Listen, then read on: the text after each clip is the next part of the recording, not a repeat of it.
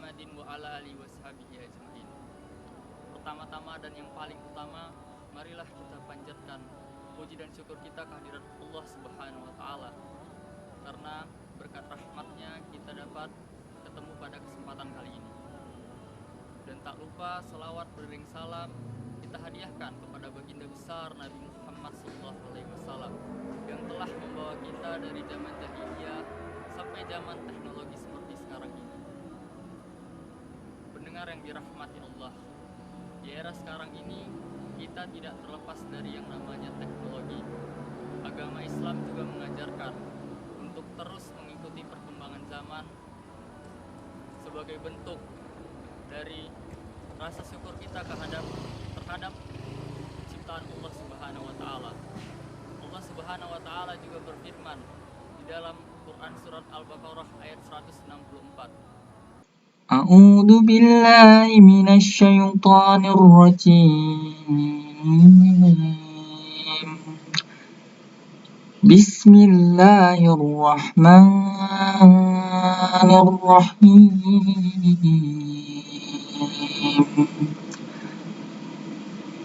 Inna fi khalqis samawati wal ard waqtilafil laili wan nahari wal fulkil lati tajri fil bahri bima yanfa'un nasya wa ma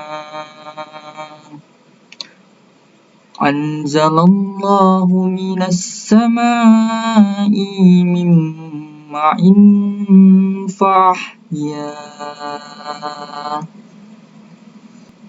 bihil ardu ba'da mautiha wa basya fiha min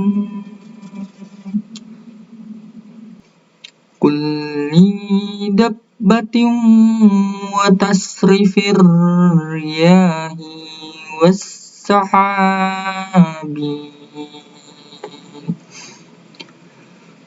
musakhkhari bainas samai wal ardi laayatin liqaumin yaqilun. Shadaqallahul adzim.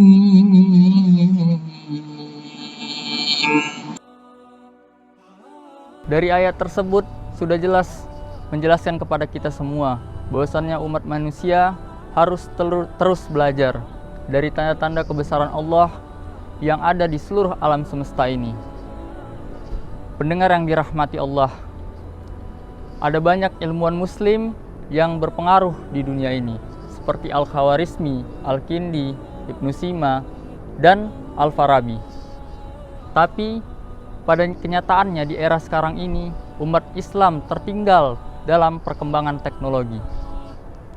Lalu apa yang harus kita lakukan sebagai cendekiawan muslim? Kata Syekh Muhammad Al-Ghazali, salah satu kemunduran umat Islam dalam pengembangan teknologi adalah umat Islam meninggalkan pesan-pesan yang ada di dalam Al-Quran dan Sunnah Nabi.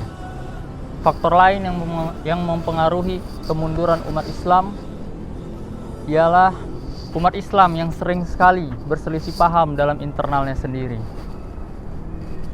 Pendengar yang dirahmati Allah, kita tidak bisa pungkiri lagi bahwa di era sekarang ini bangsa-bangsa baratlah yang menguasai dalam segala hal, mulai dari farmasi, industri, dan teknologi. Pendengar yang dirahmati Allah, awal mula gerakan keilmuan muslim berawal dari Madinah.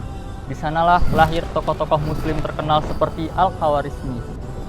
Teknologi seperti Google, Facebook, Twitter, maupun TikTok yang kita pergunakan sekarang ini adalah hasil dari pemikiran Al-Khawarizmi. Beliau adalah ilmuwan matematika terkenal pada masanya. Pencipta pesawat terbang seperti yang kita ketahui sekarang dan yang kita pelajari sekarang adalah Wright bersaudara. Padahal jauh sebelum Wright bersaudara menciptakan pesawat terbang, ada seorang ilmuwan muslim bernama Abbas bin Firnas yang telah menciptakan kapal terbang dengan 2 sayap. Pendengar yang dirahmati Allah, mengapa pada zaman itu ilmuwan-ilmuwan muslim sangat berkembang pada masa itu? Dikarenakan adalah teologi yang mereka anut adalah teologi sunatullah.